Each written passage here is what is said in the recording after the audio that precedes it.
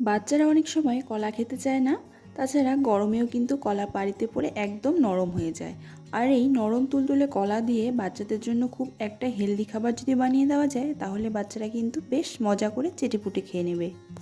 আর এই খাবারটা বানানো একদমই সহজ। এটা হলো কলার প্যানকেক, আর এটা বড়দের জন্য কিন্তু যথেষ্ট হেলদি। তো চলো বন্ধুরা, খুবই সহজ আর হেলদি একটা খাবারের রেসিপি শেয়ার করব। তোমরা চলো দেখতে থাকো। কলার এই প্যানকেক বানানোর জন্য আমি প্রথমে দুটো কলাকে এখানে স্লাইস করে কেটে নিয়েছি। তোমরা চাইলে কলার পরিমাণটা এখানে বাড়াতে পারো। আমি এখানে দুটো কলা দিয়েই বানাবো। এবার একটা চামচ দিয়ে আমি এটাকে ম্যাশ করে নিচ্ছি। ভালোভাবে কিন্তু কলাটাকে ম্যাশ করে নিতে হবে। এবার এই কলার মধ্যে আমি দিয়ে দিচ্ছি ডিম। এখানে আমি একটা ডিম দিচ্ছি, তোমরা চাইলে ডিমের পরিমাণটাকে বাড়াতে পারো। এবার ডিমের সঙ্গে কলাটাকে বেশ ভালোভাবে মিক্সড করে নিতে হবে। মিক্সড করা হয়ে গেলে আমি এর মধ্যে দিয়ে দিচ্ছি পরিমাণ মতো ময়দা। তোমাদের যদি কলার পরিমাণটা বেশি হয় তাহলে ময়দার পরিমাণটা একটু বেশি নিতে হবে। আমি এখানে দুটো কলা দিয়েছি, এখানে আমি 2.5 চামচ ময়দা দিয়ে দিলাম। এবার ময়দার সাথে কলাটাকে বেশ ভালোভাবে মিক্সড করে নিচ্ছি। মিক্সড হয়ে গেলে আমি এখানে দিয়ে দিচ্ছি দুধ। এখানে আমি লিকুইড দুধ ব্যবহার করছি। এখানে আমি 1/2 কাপ দুধ নিয়েছি। 1/2 কাপ দুধ পুরোটা আমার লাগবে। যদি তোমাদের কলার পরিমাণটা বেশি হয় তাহলে ময়দার আর দুধের পরিমাণটা একটু বেশি নিতে হবে। 1/2 কাপ দুধ দিয়ে কিন্তু এখানে এই মিক্সটা তৈরি হয়ে গেছে। এবার আমি এখানে হাত দিয়ে একটু ভালোভাবে মিক্সড করে নিচ্ছি, কারণ কলার বড় কোনো অংশ যেন না থাকে, সেজন্যই আমি হাত দিয়ে দেখে নিচ্ছি যে কলার বড় অংশ থাকলে সেগুলোকে তুলে নিতে হবে।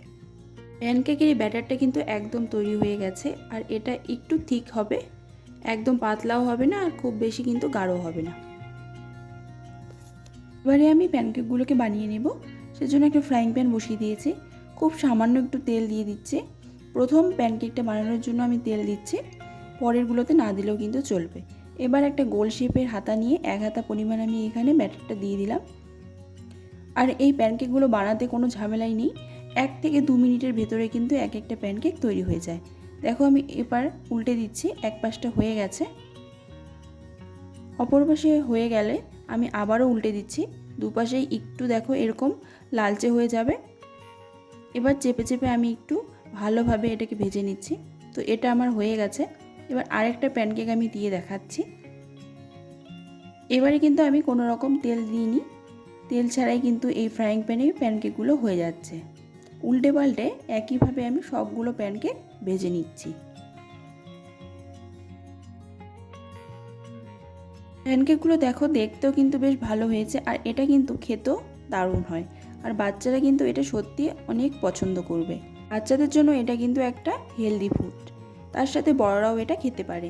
যেহেতু একসাথে ডিম, দুধ আর কলাই আছে, সেটি কিন্তু অবশ্যই এটা সবার জন্যই খুবই উপকারী। তো দেখো কেকগুলো কতটা নরম হয়েছে, একদম হাতের মধ্যে চেপে নিলেই মিশে যাচ্ছে। তো বন্ধুরা, এই হেলদি ফুডের রেসিপিটা কেমন লাগলো অবশ্যই জানিও। ভালো লেগে থাকলে বাচ্চাদের জন্য বাড়িতে ট্রাই করতে পারো। আশা করছি বাচ্চাদের ভীষণ খেয়ে পছন্দ হবে। আজকের মতো বন্ধুরা রেসিপিটা এখানেই শেষ করছি। আবারও ফিরে আসবো নতুন রেসিপির সাথে। সবাই ভীষণ ভালো থেকো আর সুস্থ থেকো।